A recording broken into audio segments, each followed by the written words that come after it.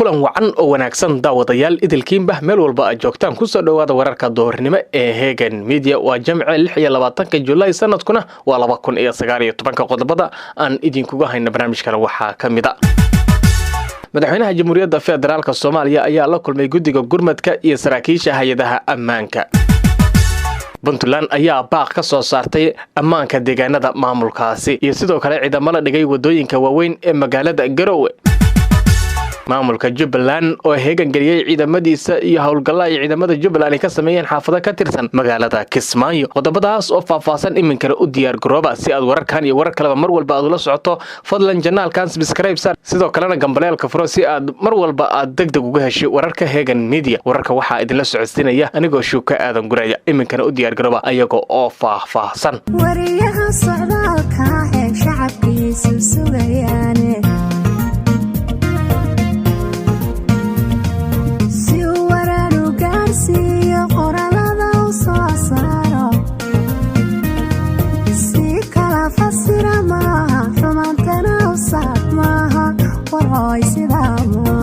aan ku bilaabay madaxweynaha Jamhuuriyadda Federaalka Soomaaliya mudane Maxamed Cabdullaahi Farmaajo oo kulan muhiim ah isugu yeeray taliyayaasha laamaha amniga ee u xilsaaran sugidda ammaanka caasimadda ayaa su'aalo ka weydiiyay qaraxii ka dhacay aqalka dawladda hoose Xamar madaxweynaha ayaa ka dhageystay taliska ciidamada booliska warbixin gaar ah oo ku saabsan mas'uuliyadda gaabiska amni ee dhacay iyo halka ay marayaan baaritaanada ay ku sameeyeen qaraxii Arbacadii agaasimaha warfaafinta iyo xiriirka warbaahinta madaxtooyada mudane Cabdinuur Maxamed Axmed ayaa sheegay in madaxweyne Maxamed Cabdullaahi Farmaajo uu faray xukuumadda in ay si degdeg ah ula timaado qorshe dhammaystiran oo ku aadan hanaanka la dagaalanka dadka sida tooska ah iyo sida dadban u gacansiiya al-shabaab suurtagal dhankooda guddiga gurmadka caafimaadka ee dhaawacyadii qaraxaasi ayaa la wadaagay madaxweynaha xaaladaha caafimaad ee dhaawacyada iyo dadaalka ballaaran ee ay xukuumaddu ku bixisay sidii looga heli lahaa gargaar caafimaad oo dhammaystiran xubnaha guddigan ayaa tilmaamay in qaar ka mid ah dadkii ku dhaawacmay weeraradii argagixisanimo ee ka dhacay magaalooyinka Kismaayo iyo Boosaaso ay qayb ka ahaayeen dhaawacyadaasi la qaaday madaxweyne Maxamed Cabdullaahi Farmaajo ayaa Ilaahay uga baryay inuu caafimaad degdeg ah siiyo gudoomiyaha gobolka Banaadir Mudane Cabdiraxmaan Cumar Cismaan Yariisow iyo dhammaanba mas'uuliyiintii ku dhaawacmay falkaasi janno iyo naxariisba ugu duceeyay mas'uuliyiintii ku shahiiday qaraxaas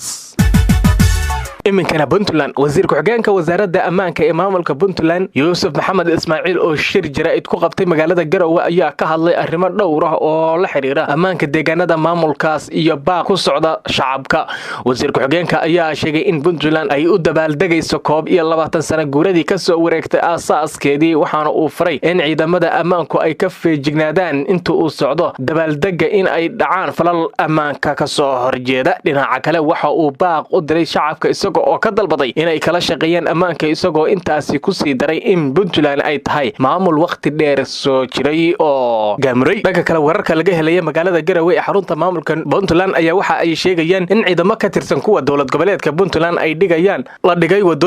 wadooyinka iyo xaafadaha magaaladaasi ciidamadan oo badan boolis ayaa la sheegay in ay sugayaan ammaanka munaasabada lagu dabaaldegayo sanad guuradii 21aad oo ku beegan markii la aasaasay dawlad goboleedka Puntland wariyaal ku sugan magaalada Garowe ayaa waxa ay soo sheegayaan in ciidamadu ay yihiin kuwa heegan ku jira isla markaana mararka qaar ay baaritaan ku sameeyaan gaadiidka iyo qofka ay ka shakiyaan magaalada Garowe ayaa waxa si weyn looga dareemayaa u dabaaldega 21 guuradii ka soo wareegtay markii dhidibada loo taagay maamulka Puntland waxaana munaasabadaasi ka qayb gali doona madax badan waxa munaasabadii tan ku xigtay la soo dhaafay ee sanadkii 2018 ka qayb galay ra'iisul wasaaraha xukuumadda Federaalka Soomaaliya Xasan Cali Khayre ammaanka guud magaalada Garowe ayaa aad loo adkeeyay waxaana ciidamada lagu daadiyay wadooyinku ay wadaan dhaqdhaqaaqyo ku aadan sugidda ammaanka waxaana magaalada Garowe ay ka mid tahay magaalooyinka ugu ammaanka wanaagsan deegaanada Puntland iyo Soomaaliyaba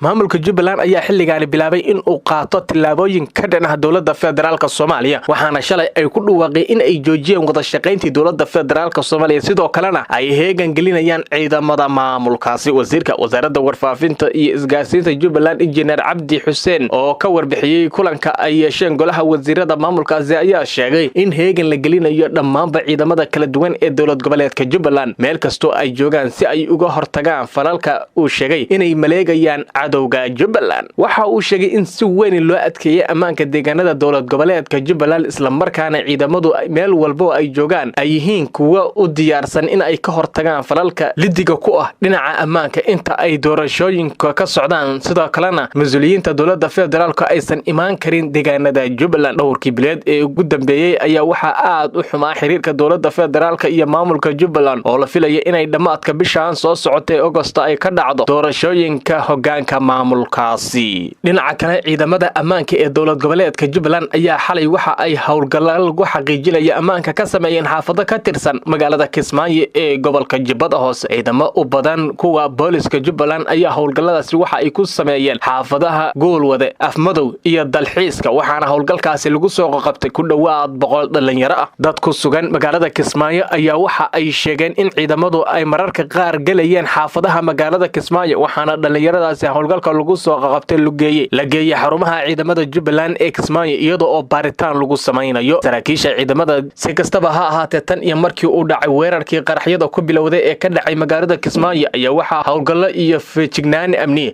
ay ka jiraan magaalada Kismaayo. intaasi ayaan daawadayaal ku soo afmeerayaa wararkii Hagan Media ee doornimo. aad baad ugu mahadsantihiin daawashadiina. si aad mar walba u hesho wararkan iyo warar xiiso leh oo kaleba fadlan rukumo Hagan Media oo subscribe saar. waad ku mahadsan tahay daawashadaada. tan iyo kulankeena kan xiga waa Shuka Aadan Guray oo idin leh nabadgelyo.